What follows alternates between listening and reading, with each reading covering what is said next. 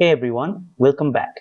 Today I am going to walk you through the critical difference between Docker volumes and bind mounts. You know why this matters?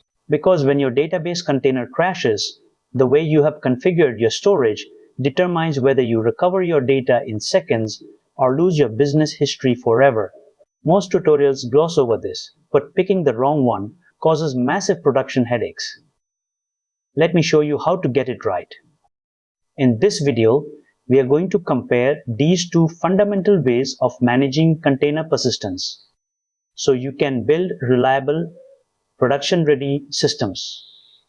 Specifically, we will look at what Docker volumes are, how bind mounts map to your host, and how they compare in a side-by-side architecture. We will also dive into the performance and security trade-offs for each before covering a clear decision framework. Watch the full video without skipping any content to understand it better. Before we get into the topic, a small request to you. I have already uploaded many technical videos on different technologies and tools. We share more knowledgeable content every day. So if you are interested in learning and want to improve your skills, make sure you have subscribed to our channel and joined our WhatsApp community. The join link is available in the description or scan the QR code shown on the screen. Let us get started. So, which one should you use? That is the real question. It is not just about saving files. It is about how your application interacts with the underlying infrastructure.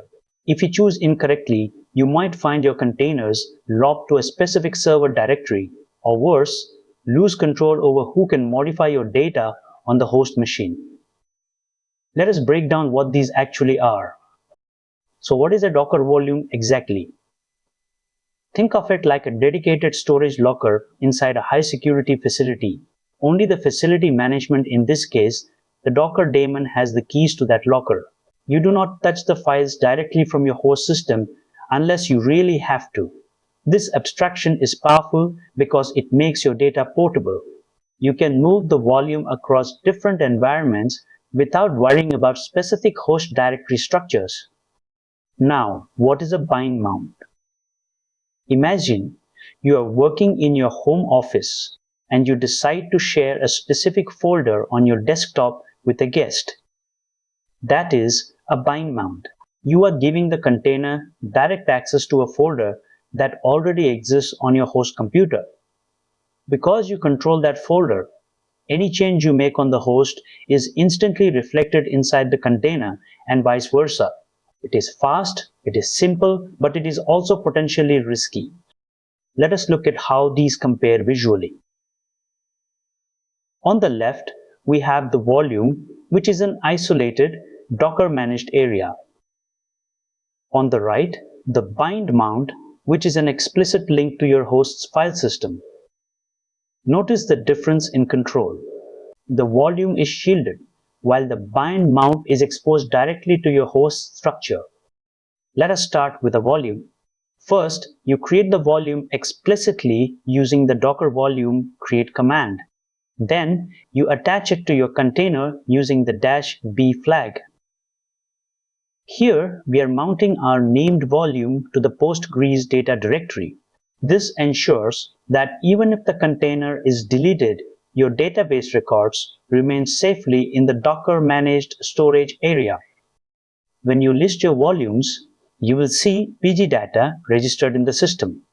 The inspect command confirms the mount type is a volume and shows you exactly where Docker is storing those bits on your host. This confirms the container is safely using the managed storage path. Now, let us try the same task with a bind mount. Instead of letting Docker manage the folder, we create it ourselves on the host at a specific path. We use the same -v flag, but instead of a volume name, we provide the absolute path to our host folder. This is exactly how you would mount a configuration file for an Nginx server where you want to edit the file on your host and have the changes take effect in the container instantly. If we inspect this container, notice the type is now listed as a bind. The source path is the explicit folder we created on our host. This confirms that the container is now strictly coupled to that directory on your host machine. If that folder moves or changes permissions, your container will behave differently. So, how do they compare? Portability is the biggest win for volumes. They work anywhere. Docker runs.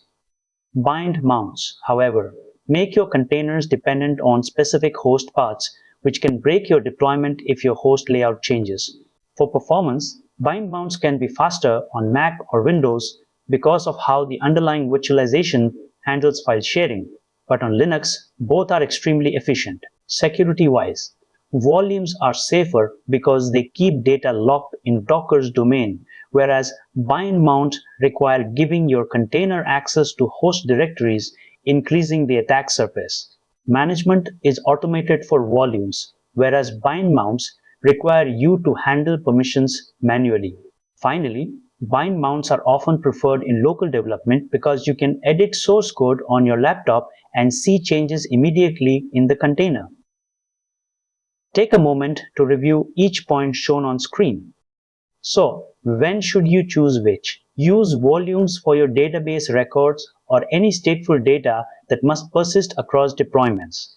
They are built for reliability. Use volumes if you have a multi-container app where two different services need to read and write to the same shared storage. On the flip side, use bind mounts when you are in a dev environment and want to see code changes in real time. Use them to inject specific configuration files from the host into your app, or if your container needs to read system logs directly from the host. Just remember that with bind mounts, you are responsible for the directory existence and the permissions. Use these criteria to decide if this tool is right for your situation. A common mistake is using bind mounts for databases in production. If you delete the container and the host directory gets cleared, you lose everything. Another classic pitfall is the permission denied error. This happens because the user inside the container does not have permission to write to the host directory you mounted. The root cause is usually a mismatch between the container's internal user ID and your host user's ID. The fix is either to adjust the permissions on the host folder to match the container, or switch to a volume where Docker handles the security context for you. Let me tell you about a logistics platform I saw. They were using bind mounts for their primary database because it was easier to back up. During a routine maintenance window, a cleanup script running on the host machine mistakenly deleted the mounted directory. Because the storage was a bind mount, it was treated like any other host folder. They lost 48 hours of shipment tracking data. The team eventually migrated to Docker volumes. By isolating their data within the Docker managed storage area, they prevented the host cleanup scripts from accidentally touching their production database files ever again. To wrap up, remember that volumes are your best friend for production grade, stateful data. They are managed, portable, and secure. Bind mounts have their place, especially in local development or for specific configuration injection, but they come with host-level responsibilities that you must manage. Avoid the temptation to use bind mounts for your databases, and you will save yourself a lot of heartbreak. Always consider if your storage strategy can survive a container deletion or a host directory mishap. If the answer is no, you probably need a volume. I believe this video will definitely be a useful video. If you like the video, please do like and hype the video. Also share it with your friends and groups. It may be useful to somebody else. If you have any doubts or any requests, please let me know in the comments. Make sure you have subscribed to stay updated for our regular videos. Join our WhatsApp community using the link in the description because we share more knowledgeable content every day. Thank you for watching. See you soon in the next video.